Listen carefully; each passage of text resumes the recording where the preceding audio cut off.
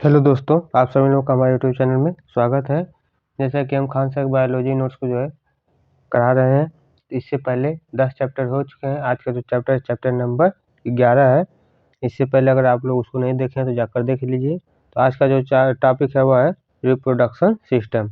आज हम इस टॉपिक को कवर करेंगे। तो चलिए शुरू करते हैं। टॉपिक है जनतंत्र एवं प्रजनन तंत्र। यह क्या होते हैं कि तो अपने समान संतान उत्पत्ति की क्रिया को जनन कहते हैं। तो पहले जनन होता है, फिर जनन की दो प्रकार की क्रियाएं होती है। एक तो होती है अलैंगिक क्रिया यानी कि असेक्सुअल, और दूसरा है कि लैंगिक क्रियाएं यानी कि असेक्सुअल।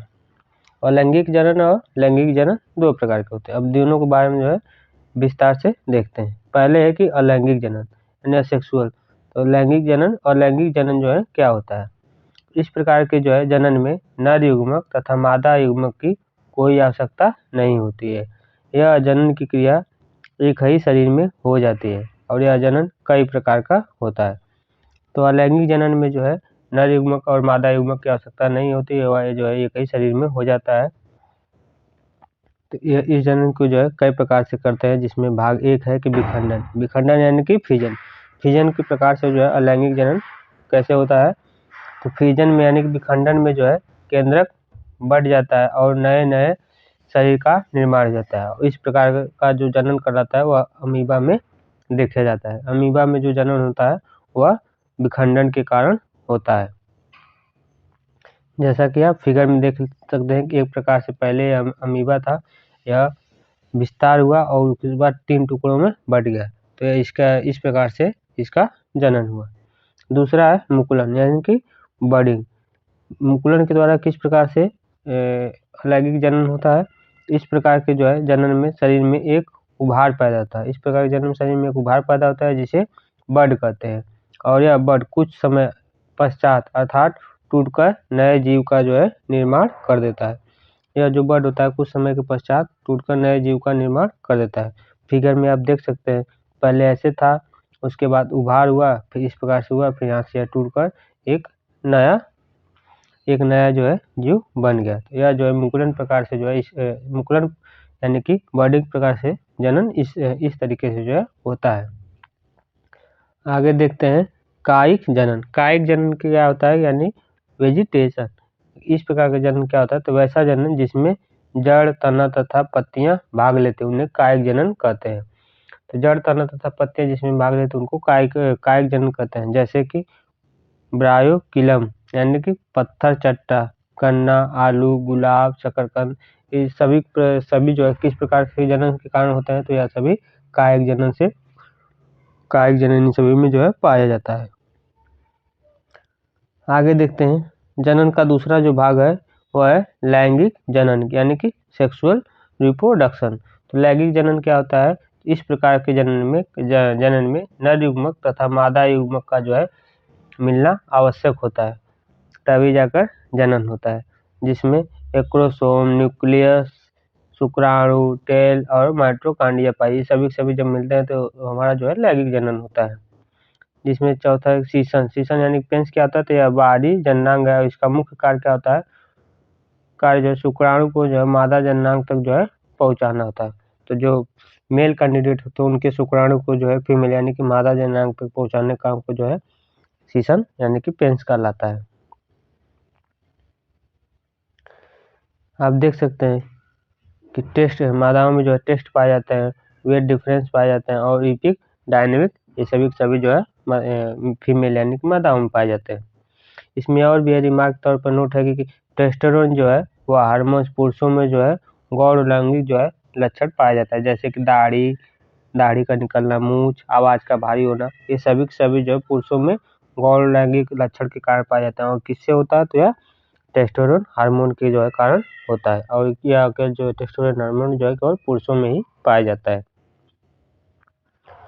पुरुष में जनन क्षमता 14 वर्ष की आयु से प्रारंभ होती है और आजीवन चलती रहती है। पुरुष में जो जन्म यानी कि जन्म करने की जो क्षमता होती है वह 14 वर्ष के बच्चे के 14 वर्ष की उम्र के बाद आजीवन तक चलती रहती है। जबकि महिलाओं में जनन की जो क्षमता होती है 12 वर्ष की अवस्था से लेकर 50 वर्ष की अवस्था के बाद तक चलती है। यानी कि 50 वर्ष की अवस्था के बाद जो है महिलाओं में जनन क्षमता जो है समाप्त हो जाती है। और कब से शुरू होती है तो 12 वर्ष की अवस्था के बाद से जो है प्रारंभ होती है और 50 वर्ष की जो अवस्था तक चलती रहती है। इसमें नोट में हम देख सकते हैं कि नोनॉक्सिनाल 9 नामक दवा जो है स्पर्म यानी शुक्राणु को जो है मार देता है। यानी कि जो नोनॉक्सिनाल 9 नामक जो दवा होती है स्पर्म यानी शुक्राणु को जो है मार डालता है। तो मादा जनांग क्या होता है? मादा में वैसे अंग जो जनन क्रिया में भाग लेते हैं उसको मादा जनांग कहते हैं। तो मादा यानी फीमेल में वैसे अंग जो जनन की क्रिया में जो है भाग लेते हैं उनको मादा जनांग कहते हैं। आगे देखते हैं अंडाशय यानी कि ओवरी क्या होता है? तो अंडाशय की संख्या जो है 2 होती है और इसका मुख्य कार्य अंडा का निर्माण करना है। अंडाशय से जो है 3 प्रकार के हार्मोन निकलते हैं। तो अंडाशय से कितने प्रकार के हार्मोन निकलते हैं? तो 3 प्रकार के निकलते हैं, जिसमें पहला है एस्ट्रोजन, दूसरा है प्रोस्टोजन, तीसरा है रिलैक्सिन। यह 3 प्रकार के जो है हार्मोन्स जो है अंडाशय से निकलते हैं। पहला है एस्ट्रोजन हार्मोन जो है यह मासिक चक्र को नियंत्रित करता है। जो एस्ट्रोजन हार्मोन होता है वह मासिक चक्र को नियंत्रित करता है। दूसरा है प्रोजेस्टेरॉन क्या होता है? यह हार्मोन स्तन विकास तथा गर्भाधारण करने में सहायक होता है। तो जो प्रोजेस्टेरॉन होता है यह स्तन का जो है विकास करता है तथा गर्भाधारण जो है करने में सहायक करता है। तीसरा है रिलैक्सिन हार्मोन क्या होता है? तो यह हार्मोन प्रसव यानी कि डिलीवरी के लिए सहायक है और यह यूट्रस के मार्ग को चौड़ा कर देता है। तो रिलैक्सिन क्या होता है? यह हार्मोन प्रसव यानी कि डिलीवरी के लिए सहायक होता है और यह यूट्रस के जो है मार्ग को चौड़ा कर देता है। अगला पॉइंट है अंडवाहिनी क्या होता है? फॉल्लोपियन ट्यूब। यह क्या होता है कि यह जो है नली के समान रचना होती है जो कि ओवरी को यूट्रस से जोड़ती है। तो अंडवाहिनी जो है नली के समान संरचना होती है जो ओवरी को यूट्रस से जोड़ती है। निषेचन यानी कि फर्टिलाइजेशन की क्रिया जो है अंडवाहिनी में ही होती है।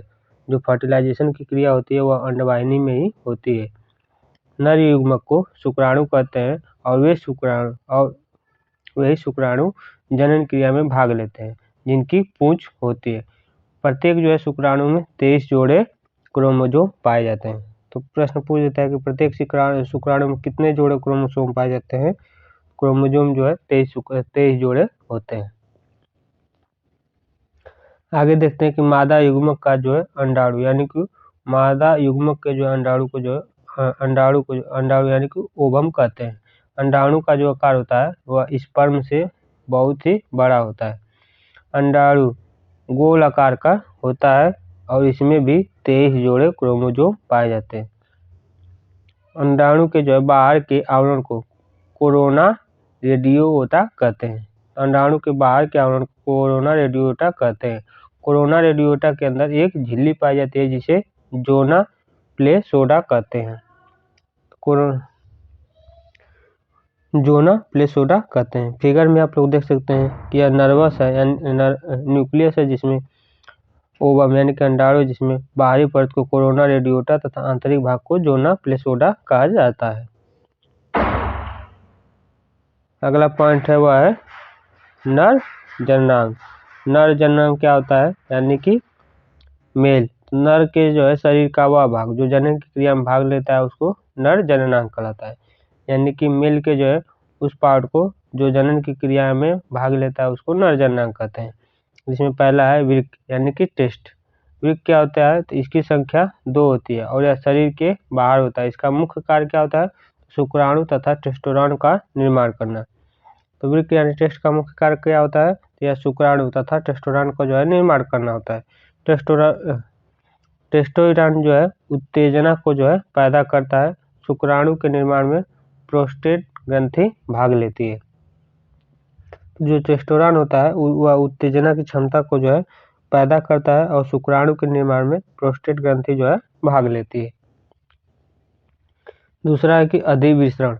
अधिविषण क्या होता है? तो यह जो है विषण से जुड़ा हुआ रहता है और इसका मुख्य कार्य जो होता है वह परिविक शुक्राणु को संचित रखना है। तो अधिविक्रय का मुख्य कार्य होता है वह परिपक्व शुक्राणु को संचित रखना होता है। तीसरा है वेस डिफरेंस। वास डिफरेंस क्या होता है? तो यह पतला नस होता है जिसके माध्यम से शुक्राणु पेनिस तक पहुंचते हैं। तो वेस डिफरेंस जो है पतला नस होता है जिसके माध्यम से शुक्राणु जो है पेनिस तक पहुंचते हैं, उसको वेस डिफरेंस कहा जाता है। चौथा क्या होता है कि यूट्रस यानी कि गर्भाशय। यूट्रस यानी गर्भाशय क्या होता है? तो भ्रूण का विकास यूट्रस में ही होता है। यूट्रस का जो आकार जो है थैलिक समान होता है। यूट्रस में बनने वाला भ्रूण यानी बच्चा सबसे पहले हृदय बनता है। तो प्रश्न पूछ देता है कि जो भ्रूण में जो है बच्चा में सबसे पहले क्या बनता है? तो सबसे पहले हृदय बनता है और यूट्रस के अंदर ये भ्रूण यानी बच्चा इम्यूटिक सैक नामक जो है झिल्ली में ढका रहता है। इसमें और भी है कि भ्रूण को भोजन जो है गर्भनाल यानी कि प्लेसेंटा के द्वारा ही मिलता है। गर्भावस्था के दौरान महिलाओं में या फिर यानी कि लोहा तथा कैल्शियम की कमी हो जाती है। प्रश्न बार बार रिपीट करता है कि गर्भावस्था के दौरान जो है महिलाओं में किस प्रकार के जो तत्वों की कमी हो जाती है? तो कैल्शियम और लोहे की जो है कमी हो जाती है। रिमार्क के तौर पर देख सकते हैं क्या है? जुड़वा बच्चे तब होते हैं जब एक शुक्राणु दो अंडाणु से निषेचन कर लेता है। तो उस समय जब एक शुक्राणु जो है दो अंडाणु से निषेचन कर लेता है तो उस समय जुड़वा बच्चे पैदा होते हैं, जुड़वा बच्चे होते हैं। अगला पॉइंट है निषेचन। निषेचन यानी कि फर्टिलाइजेशन। निषेचन यानी फर्टिलाइजेशन क्या होता है? तो नर युग्मक यानी कि गैमेट का मादा युग्मक से मिल जाना ही निषेचन कहलाता है। यानी नर युग्मक यानी मेल युग्मक जिसको हम कहते हैं गैमेट, उसका मादा युग्मक यानी फीमेल से जो है मिल जाना ही निषेचन कहलाता है। निषेचन की जो क्रिया है उसको फोलोपेन ट्यूब में, निषेचन की जो क्रिया होती है वह फोलोपेन ट्यूब में ही होती है। निषेचन के बाद युग्मज का जो निर्माण होता है और युग्मज थोड़ा विकसित होने के बाद भ्रूण बन जाता है और भ्रूण का विकास कहाँ पर होता है? तो वह यूट्रस में होता है। ये सभी क्रियाएं किसके अंतर्गत होती है? तो निषेचन के अंतर्गत ही होती है, जिसको फर्टिलाइजेशन कहा जाता है। गर्भावस्था के दौरान जो है मासिक चक्र रुक जाता है। जब गर्भावस्था होता है तो उसके दौरान जो है जो मासिक चक्र होता है यानी कि जो पीरियड्स होते हैं वह रुक जाते हैं। मेल गैमेट यानी कि नर युग्मक का जो स्पर्म होता है वह युग्मज में जाता है, उसके बाद भ्रूण में जाता है, उसके बाद शिशु यानी कि बच्चे का रूप लेता है और मादा युग्मक में स्पर्म होता है। इस प्रकार से उसकी सभी की जो है क्रियाएं होती है। अगला पॉइंट है परखनली शिशु यानी कि टेस्ट ट्यूब बॉडी।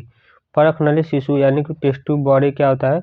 जब निषेचन की क्रिया शरीर के अंदर न कराकर बाहर परखनली में जो कराई जाती है तो उसे परखनली शिशु कहा जाता है, यानी कि टेस्ट ट्यूब बॉडी कहा जाता है।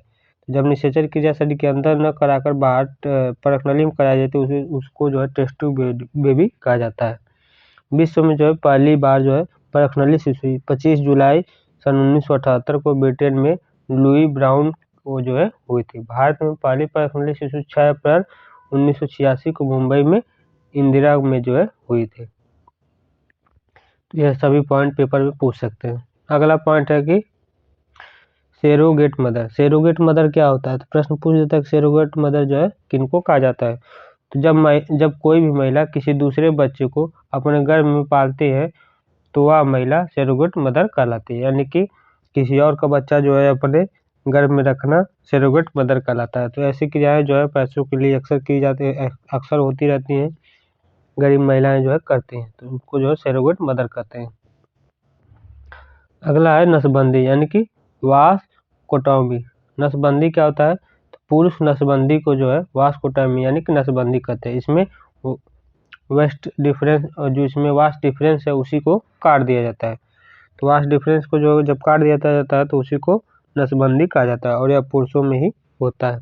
दूसरा है कि ट्यूब कोटोमी। ट्यूब कोटोमी क्या होता है कि मादा नल मादा नलबंदी। तो जब मादा नलबंदी क्या होता है कि ट्यूबोटॉमी करते हैं, जिसमें फॉलोपियन ट्यूब को ही काट जाता है, तो उसको जो है मादा नसबंदी कहा जाता है, यानी कि मादा नलबंदी होती है। इसके और आगे है कि हाइस्टेक्टोमी। हाइस्टेक्टोमी क्या होता है कि जब पूरा यूट्रस को ही काट कर निकाल दिया जाता है, तो उसको हिस्टेक्टोमी कहा जाता है। तो हिस्टेक्टोमी किसको कहा जाता है कि जब पूरे यूट्रस को ही काट कर निकाल दिया जाता है। अगला और लास्ट है कि इम्यूनियोसेप्टोसिस। इम्यूनियोसेप्टोसिस क्या होता है, तो यह किसी भ्रूण के लिंग का पता लगाना कि वह लड़का है या फिर लड़की है, उसे इम्यूनियोसेप्टोसिस कहते हैं। और यह कानूनी तौर पर जो है हमारे भारत इंडिया में जो है प्रतिबंधित है कि आप किसी भी महिला के भ्रूण में जो भी बच्चा है वह फीमेल है या मेल है, उसका आप पता नहीं लगा सकते हैं। पता लगाने की क्रिया को ही इम्यूनियोसेप्टोसिस कहा जाता है। तो रिप्रोडक्शन सिस्टम से जितने भी पॉइंट थे सब कवर हो गए हैं। अगर आप इसको रिवाइज कर लेते हैं तो आपको एग्जाम में बहुत ही हेल्पफुल होगा। इसी से बाहर कुछ नहीं पूछा जाता है। तो जो आप अगला टॉपिक है वह है सेंस ऑर्गन्स, यानी कि ज्ञानेंद्रिय। इस टॉपिक को जो है हम नेक्स्ट वीडियो में कवर करेंगे। सभी क्लासेस के जो हमें प्लेलिस्ट बना दिए हैं, तो प्लेलिस्ट में आप जाइए, सीरियल वाइज से चैप्टर वाइज आपको क्लासेस मिलती रहेंगी।